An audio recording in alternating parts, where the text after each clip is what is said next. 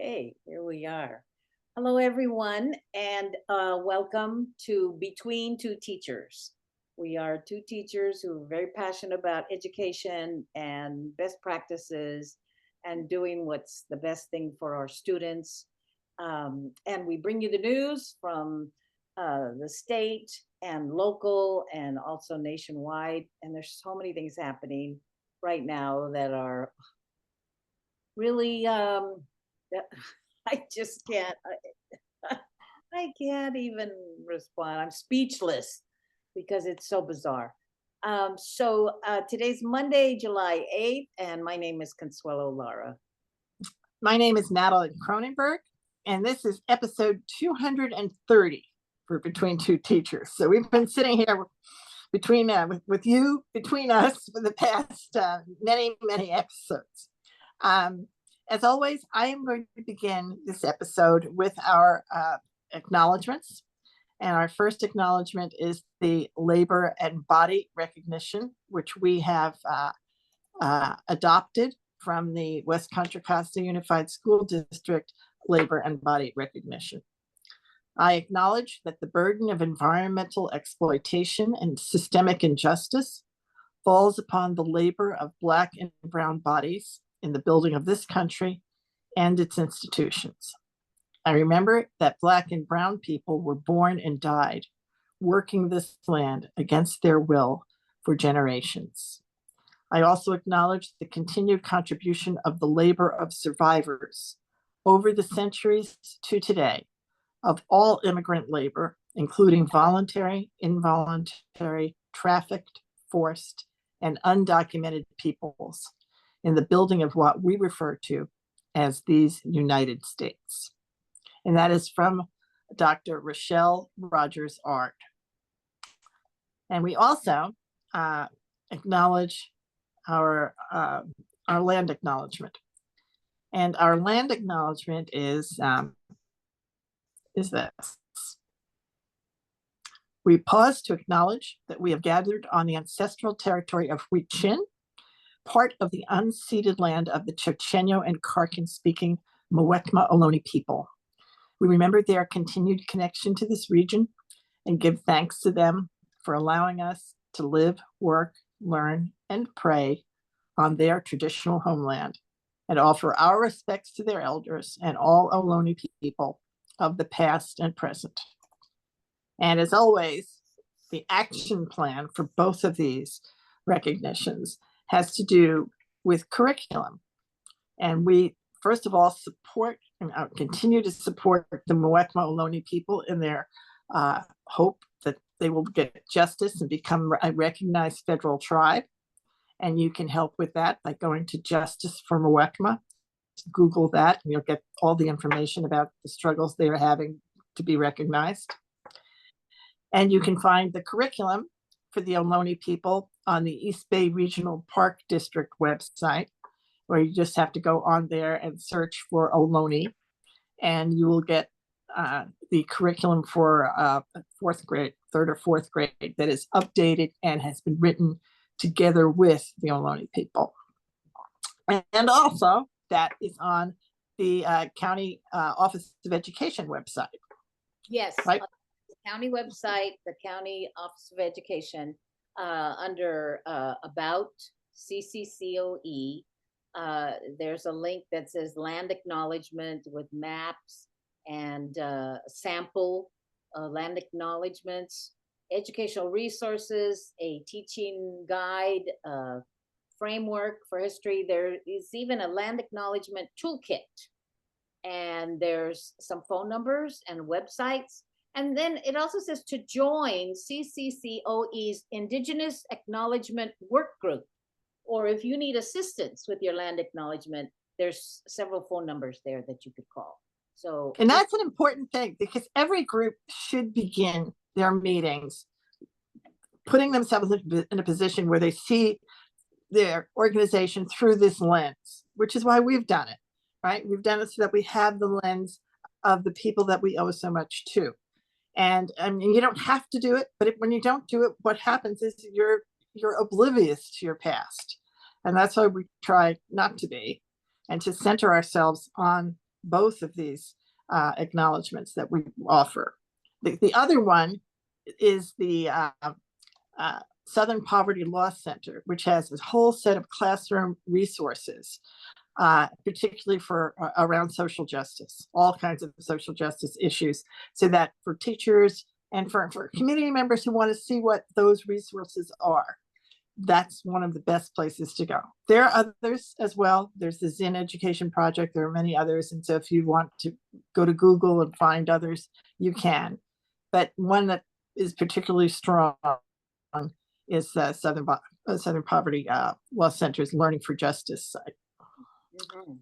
For sure. And that is that. Now today, we are going to reverse what we do most of the time. And we're going to start with a conversation around the county and what's been happening So at cool. our And basically what we're talking about is parent rights. Let's frame it that way. We're talking about parents' rights.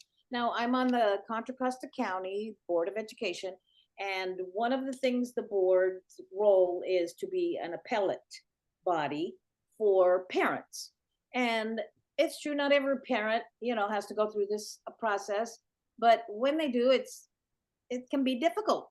So, just not given enough attention. And it also, what it really brings out is the discussion then about the services, the social problems, whether it's childcare or transportation or services that are not being, offered in all districts, or just whether or not a district is doing their job, their due diligence. So a lot of those things come up when we go through these IDTs. And one of the things that bothers me so much, so an IDT is an inter-district transfer. Parent wants to transfer out of one district for their student into another district for a variety of reasons. That's really, I feel, not my business. Those are personal, private reasons, family issues. And so childcare is very big. They need either before care, after. And the way people are commuting in the Bay Area, look at the traffic, people commute to and from work. And so then the child, you got to find the right situation for your child into where they're going to go to school. So you submit that, and then the two districts, the district of residence, they call it, has to let you go. And the district where you want to go to has to accept you. Okay, so that's fine. And there's procedures for that. There's ed code related to it, board policy, but administrative policies also. And the problem that I have with a lot of it, it just doesn't seem always fair. And it's too slanted. It's too biased. It's not neutral, the process itself. And I think, board members come and go, but it just seems like this process stays the same, where it is, and I quote, where the onus is on the parent who has to prove that they, should get this. And that's not what this process really should be about. It's about whether or not this child is being served at their district, either the district of residence, either academically or otherwise. Are they safe? Do they feel, do they have childcare? All of that. And not on the parent who's got all of their own issues. They come back and they even say, oh, I'm nervous, because they're coming before this big board right here. And without attorney, well, we'll get to that as well. So what are the best practices? How do we change this culture of just kind of focusing on the parent, like as if, well, you're a bad parent, that's why you have to, you're not making the right decision. There are within the ed code, there are legitimate reasons, right? Yes. That are actually put out there. So yes. If you have a child care situation, the ed code says that it makes you eligible to apply, right? If you get a job in a different county, and you have to drive back and forth, you're eligible to apply to put your child in that county. That's sort of how it works. But then if you have other extenuating circumstances that are not that, those two things are crystal clear, right? Because you can just say, here's where grandma lives and I can't afford any other childcare. Otherwise, what are you, I mean, honestly, what are you saying if you don't agree to that? You're saying, no, your child is going to have to stand on the street corner. I know it. I mean, to tell you how bizarre this is, one board member said, well, can't you get a neighbor to pick up your child and take the, I mean, can you imagine? So it's all twisted. And so we're just brainstorming what needs to happen here. And there's things like districts can say, well, we can only approve 3% of our population can go. So there's all these little hoops and barriers, and who suffers from those? As we know, it's usually people who are marginal, who don't have a lot of resources. And those are the individuals who usually get, have to suffer from all of this, these limitations that are put on. So that's a big one right there that needs to be. Another one, this district said, oh, we don't want this child because their grades are not good enough. She's below. Well, as safety, that's what we're supposed to do. We're supposed to help them, with these things.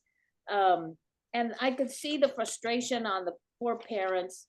What's it going to take for me to get what I need for my child? I have to go through this process, going all the way to the board, the county board, to get services for my daughter or my son. And that should not have to happen. So, and there's legal issues in the terms of the districts. And sometimes they can be lax because, like I said, if the onus is on the parent, you're not asking those questions to the district like, did you follow the guidelines? Did you meet the deadlines of when you're supposed to respond? Because if you don't do that, you can get sued. And yet, those are not issues that we really zone in on. But those are the ones we should be looking at.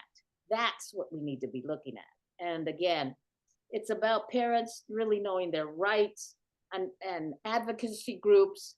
I'm really interested in the kind of advocacy groups we could recommend for parents if they need, there's LGBTQ issues. Right. There's special ed. This is in the special ed world. There is an understanding that you have legal representation. Right. That is something that exists. Parents are well aware of their right to legal representation. There are attorneys who specialize in special ed law, and everyone understands that. So these children, to me, are similar in the regard that they have now moved themselves into a special category, the category of somebody who's trying to move out of a district into another district. And that decision, I think, should trigger legal representation. So you understand the legal ramifications of that request and the fact that you could be turned down, which I don't know that the parents have had really explained to them by an attorney, somebody who represents them, because clearly the people they're talking to all represent the other side, right? The districts. Yes, and they treat it, you're right, that just made me think, the word is appellate. They come to appeal. Appellate is a legal term. Right. We are the appellate body. So that's where the area, we're not family court. We're not here to judge the family and their decisions. We are an appellate. We need to look at the process. Was it followed legally? Everybody had their rights, that, and we never have those discussions enough. So we're trying to, and there's no way to know the degree to which each family understands the process. Correct. Right. And the only way that would happen is if there was a third party, which would have to be an attorney. I mean, it could be maybe some ombudsman person, but most likely it should be an attorney because this is a legal process. And who could then just simply be there to represent the family, Yes, who's right? totally impartial, neutral, who can look at this from the legal aspect of it. So, just thinking about what could be a best practice, even if it's kind of out there, but it still puts the child in the center and the parents' Right. rights that Right. support that child. So, and the legal representation, that's where it falls, I think. Right.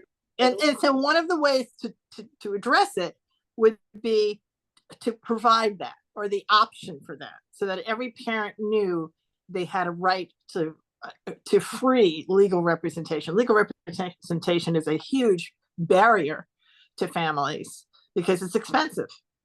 Yeah. And when if they think they have to hire their own lawyer, I mean, only the most affluent families are going to say, "Oh, no problem, I'll just hire a lawyer for that." Yeah. These other families are not going to do that. A family who's in a crisis because their child has gone through a problem that is big enough that they're asking that they go through this large of a move, they're not necessarily going to be able to just go out and find an attorney or know that they should. Yeah. The one thing could be that there be the ability to at least know that you have a right to representation, and that there are attorneys available to serve you. Absolutely. I agree with that. So this is going to be an ongoing thing. It's, there's 52 counties in California, and this is one of the jobs of the county boards. And I think it's very serious for us to look at the process. But this is a best practice, right? So we as Between Two Teachers will look for it. We're always looking for best practices. So what we hope is that some county has done this. So if you're out there and you're in a county office and you know that you already have this policy, let us know. Yes. Let us know. Yes. And if you have a suggestion on how to make it stronger or ways to improve the process, also please let us know. Absolutely. But right now, this is our recommendation for a best practice. This is a Between Two Teachers best practice, and until we find out that somebody's already done it. And it's an important one. I think this, and it's not hard. This is not a huge hard thing. It's not going to cost the county zillions of dollars. I mean, if you really added up how many during a year, how many days or how many hours you'd have to hire legal representation for these families, it's not going to break the bank. Exactly. And not a lot of people go through IDTs, but every parent Very few. of their rights needs to be supported in their rights, and have advocacy that they can. There is always a struggle with getting the services you want for your kid in school districts. I mean, I've been on both sides of the table. It is difficult sometimes. So this is an ongoing topic that's very important to us. Parent rights. Parent rights. That's what this is. Parent rights. So this can be solved. This can be solved. And it needs to be solved. This is not about the individuals at the table. It needs to be how the table works, right? And the extra individual who seems to not be showing up at the table because there's no one, because the districts and the county are not paying for it, and they're not letting the parents know. Right? Yep. That's what it comes down to. So we'll continue with that. The other big thing we wanted to talk about this week is Project 2025. And Project 2025 is the presidential transition project should the conservative candidate, Mr. Trump, be successful in November. Right, and he and his the Heritage Foundation have done an extraordinary job of putting together an 800-page document that actually in great detail explains exactly what they're going to do. So nobody can say, "Oh, I didn't know you were going to do that," because you absolutely should know you're going to do that. So I will, first of all, we're going to talk here ultimately and mostly about the education issues, which are enormous. But I'm just going to go through this quickly, the list of the the highlights of Project 2025, in addition to what we're gonna focus on the education. So first one is, people aren't going to expect this one. They want to end no fault divorce. Wow. I mean, that's going to impact a lot of people. But let's just think about that. That's in Project 2025. And I'm not even going to go into that, but somebody should end no fault divorce. They want a complete ban on abortions without exception.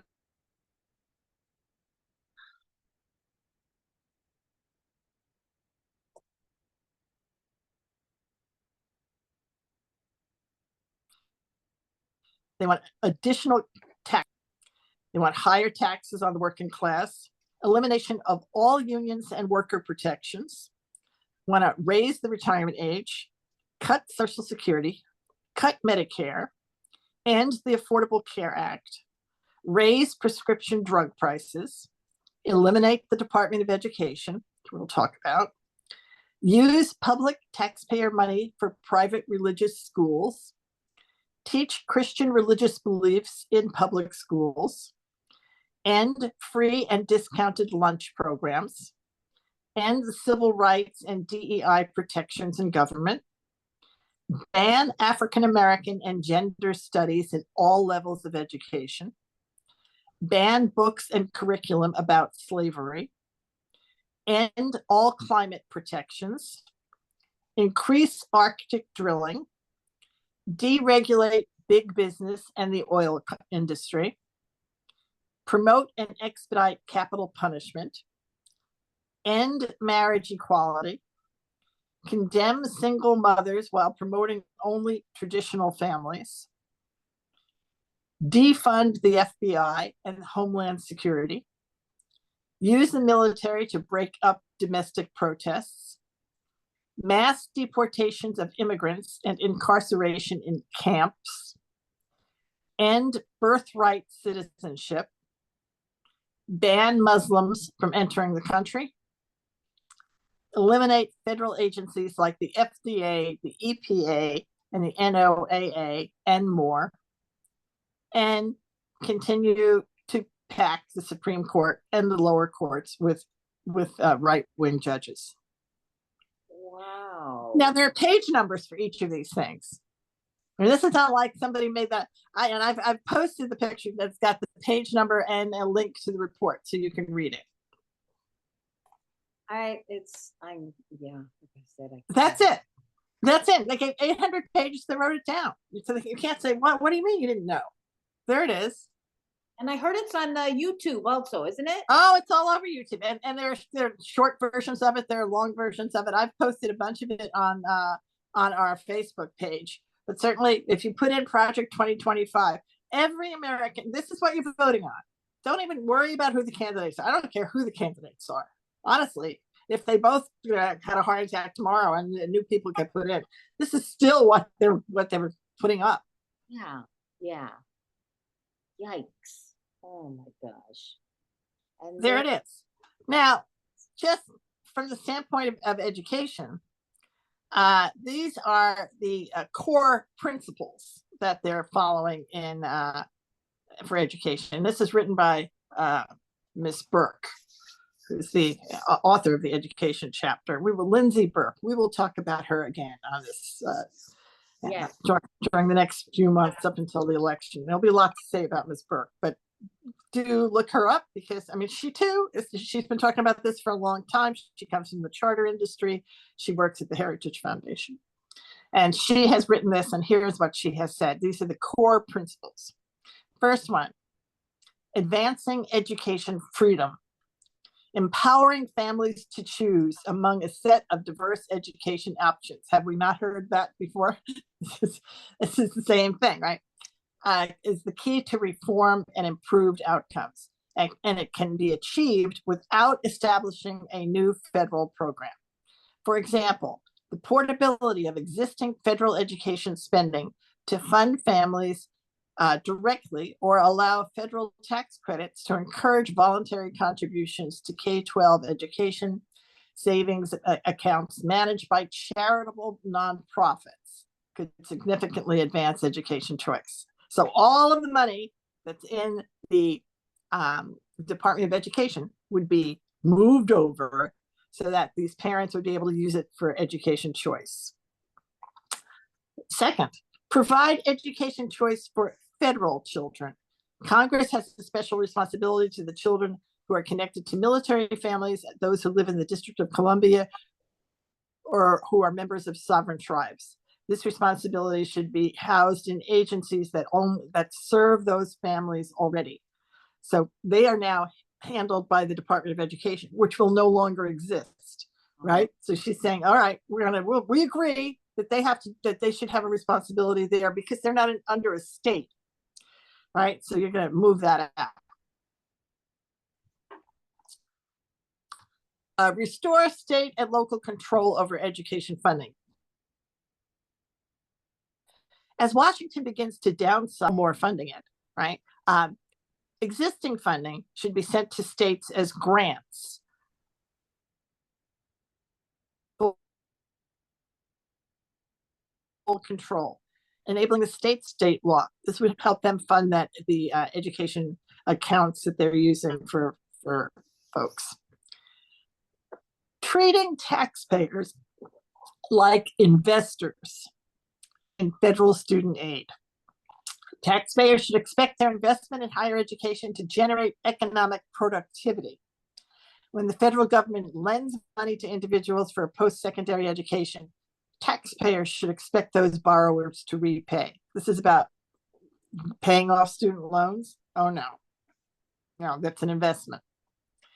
Protecting the federal student loan portfolio from predatory politicians. The new administration must end the practice of acting like the federal student loan portfolio is a campaign fund to curry political support and votes.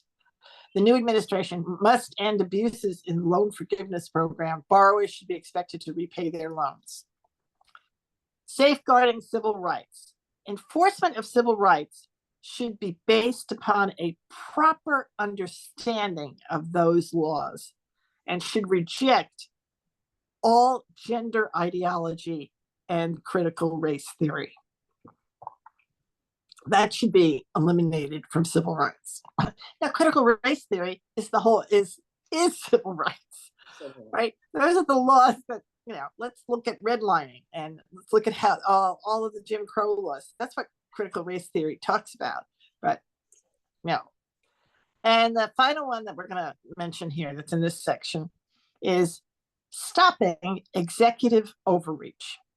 Congress should set a policy, should set policies, not presidents through pen and phone executive orders, and not agencies through regulations or guidance. National emergency declarations should expire absent express congressional authorization within 60 days after the date of the declaration. So that has to do with COVID money that went to schools. Yeah. Right? And that was done by Biden when he sent this is to say, oh no, we can't, no president can do that. Nobody can ever set any of that again. I'll read one more paragraph. Bolstered by an ever-growing cabal of special interests that thrive off of federal largesse, the infrastructure that supports America's costly federal intervention in education from early childhood through graduate school has entrenched itself. But unlike the public sector bureaucracies, public employee unions and higher education lobby, families and students do not need a Department of Education to learn, grow, improve their lives. It is critical that the next administration tackle this infrastructure. Wow. It's there, so let us not be confused. No. What is that one? I had a question about eliminating birthright citizenship. What does that mean? Yeah, you can't come here and have a baby. If your baby is born here and you're not an American citizen, your baby's not an American citizen. Oh, okay. I see. And right now, they are. Yeah, they are. If you're born here, then you're a citizen. So you're only going to be a citizen if you're born here to a citizen. Okay. So if you're an undocumented person and you have a child here, all of those children who have who then are then able to bring their families to stay because they're connected, all of that's eliminated. Jeez.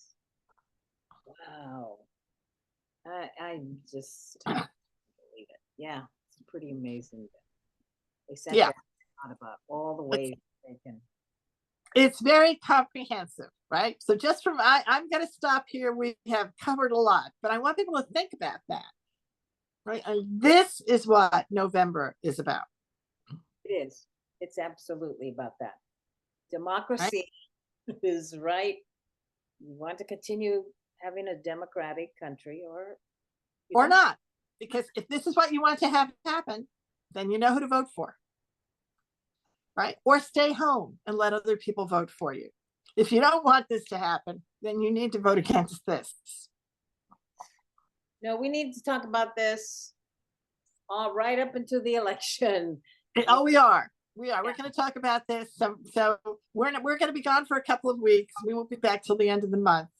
But between now and then, read up on Lindsay M. Burke, because she is the author of what I just read. And she's she's done a lot of work in her career, Dr. Burke of the Heritage Foundation. And it is she whose work we're going to be exploring for the end till November, basically, until the election, right? Got to know more. Knowledge is power. We've got to learn all about this. No surprises. So totally. And honestly, I do believe after reading this that if they were going to make somebody the next, the last Secretary of Education until they eliminate the department, it would be her. It would be her. Absolutely. All right, it's got to be her. She's the absolute most. She wrote the story. Why wouldn't she be the person that you would pick? Yeah. So I would nominate her. If I were them, I would pick her. There she is. There she is. So we need to get to know Dr. Burke. That's where we are tonight. Okay. Okay. So until the end of this month, we wish you all a wonderful, happy rest of July. And we're taking some time off and studying up on Miss Burke, and we'll get to see you later on in the month. And until then, bye-bye from Between Two Teachers. Just